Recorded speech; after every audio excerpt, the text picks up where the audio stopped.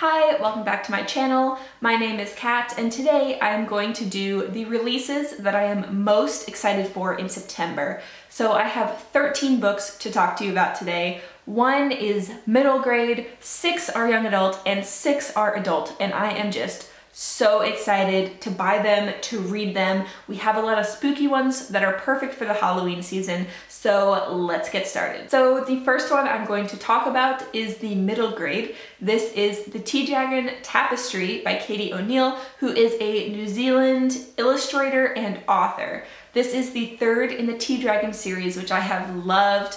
And I believe this is the last one perhaps in the series. So it's set in a world where there are magical beings that are small dragons that grow tea leaves known as tea dragons. I just really cannot wait to pick this up because it has beautiful illustration style, beautiful stories, and lots of queer representation. All right, next let's talk about YA. So the first one I haven't heard anyone talk about, and it sounds just so intriguing to me. The Seventh Mansion by Maryse Meijer. This is following a 15-year-old named Z, I think it's X-I-E. He moves to live with his father in a rural place and he makes 2 friends who are environmental activists, and they get into trouble when they break mink out of a mink farm. And as he starts to explore the woods and nature surrounding his house more and more, he discovers the relic of a Catholic saint, the martyred Pancratius, in a nearby church. So he steals the skeleton and develops a ritual with the bones in order for him to save his beloved woods. It sounds so bizarre, but I'm so ready and interested. The next one that I am super excited for is Grown by Tiffany D. Jackson. If you have watched me at all before, you know that Monday's Not Coming, that I read at the beginning of this year, is currently one of my favorite books of the year so far. It just hit me right in the feels. I cried my eyes out, and Tiffany D. Jackson is just an amazing, amazing author. So in this one, we are following a young woman named Enchanted Jones who wakes up and someone has been murdered. She has blood on her hands, but she has no memory of what happened last night. And then it goes from there. I just cannot wait to read it. I think it's gonna be amazing. It already has super high ratings and I'm just ready. So next up is one that I would love to hear your input on actually. This is Watch Over Me by Nita LaCour. I've heard about this for a while and it just sounds really intriguing to me. It's about a young woman who ages out of the foster care system and then she goes to work on a remote island. But what she didn't know is that there are also ghosts there, and her traumatic past starts to be brought up and it deals with mental health issues, which is why I'm not sure if this would be the book for me or not. I'm really sensitive to things like suicidal thoughts, suicide obviously, and then some forms of like depression. So I'm waiting to hear what other people think, if the author kind of skimmed over it or if the author went really deep into it. I don't know what forms of mental health are talked about, so I'm waiting to hear, but I'm hesitantly excited. Next up is The Scapegracers by Abigail Clarke. This is about an outcast teenage lesbian witch who finds her coven hidden amongst the popular girls in her school and performs some seriously badass magic in the process. They got me at teenage lesbian witch. They had me. I am all about those powerful girl gang cliques that might or might not have magic. Next up is Horrid by Katrina Leno. So I told Jordan about this like ages and ages ago, and then I just saw her haul it and I am so jealous. This cover is absolutely stunning, whoever designed that. This is about a family whose father dies and then they move from California to Maine, and the daughter in the family is really struggling to fit in. She's being bullied at school and her mother is also being kind of weird and tells her that she can't go in this one locked storage room. But then when she breaks into the room, she sees that it is fully kitted out in like stuff for a little kid. And then I think it's a haunted house type book.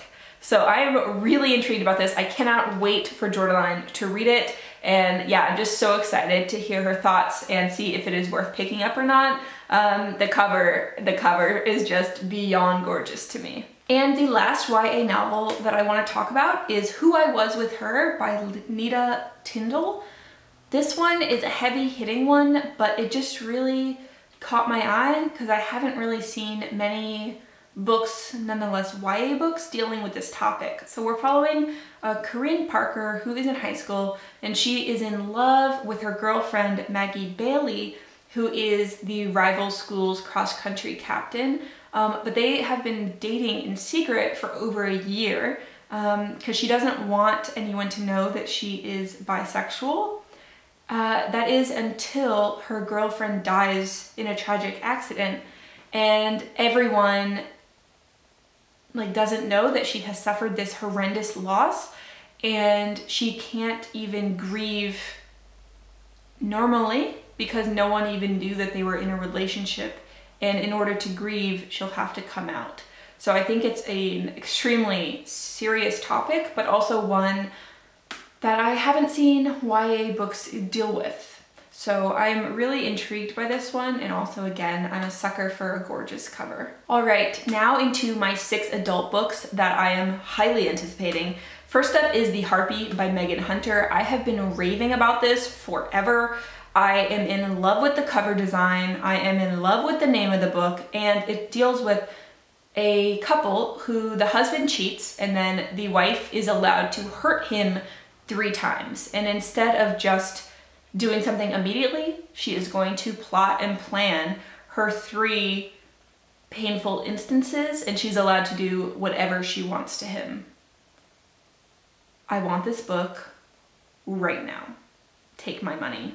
I really, really want it, and it has taken all of my willpower not to buy this. And remember that my birthday is in November. If I just wait, I can ask for it for my birthday.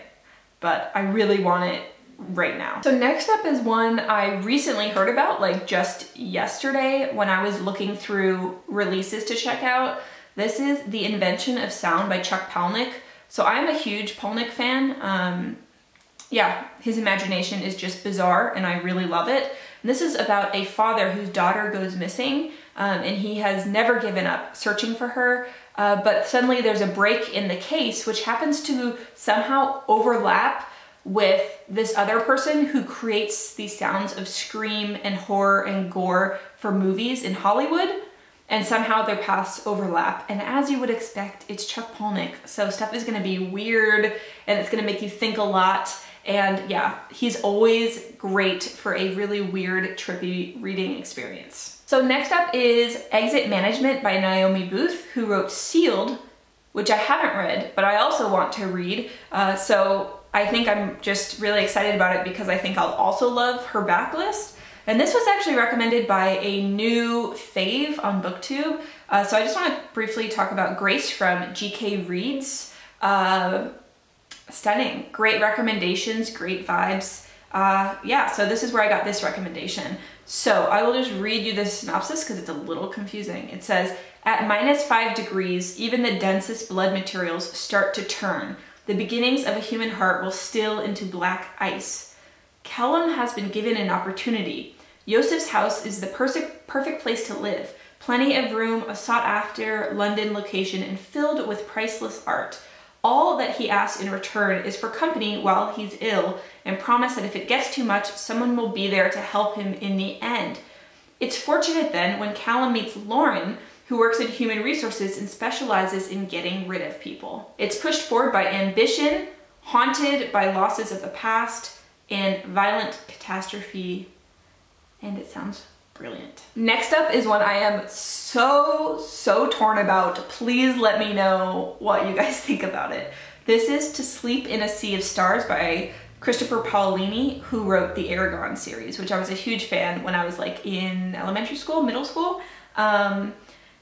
This one, however, is following a girl named Kira who is traveling through space, and she finds an ancient relic, and then the dust around her starts to move, and there's a war in the stars, and it's this huge space opera, right? But what sold me was the cover, because I'm a sleut for a gorgeous cover.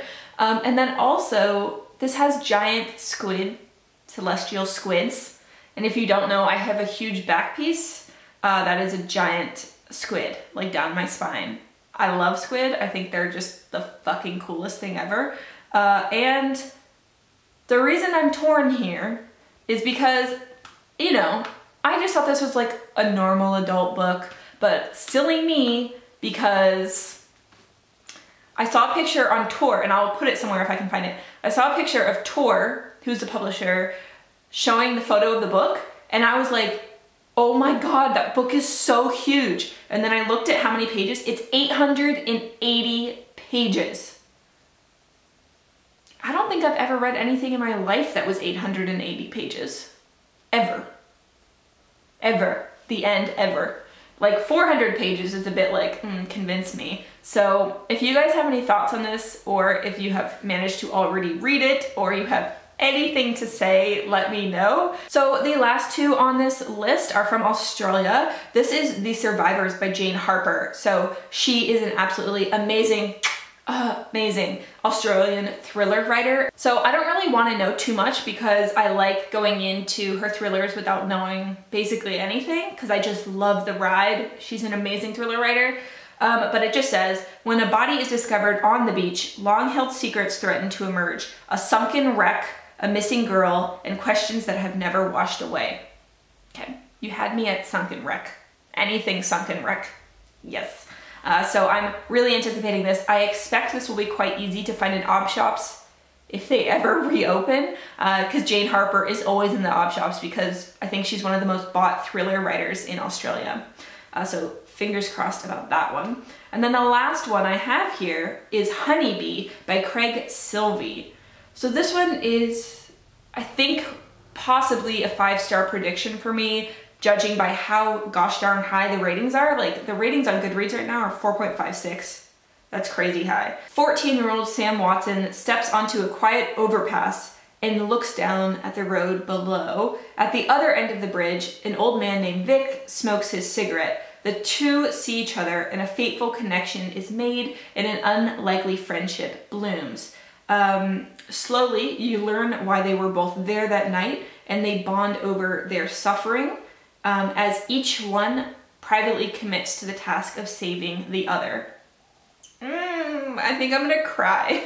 I think I'm gonna cry so hard, but it sounds so beautiful. So that finishes up all of the books I am most excited about for September. I cannot wait to pick some of these up. I cannot wait to hear what you think of them. Let me know all of the ones that you are most interested in down below. If you've made it this far, leave a bee emoji in honor of Honeybee, and I will chat to you guys in another video soon. I hope you are doing well, and lots of love. Talk to you later. Bye!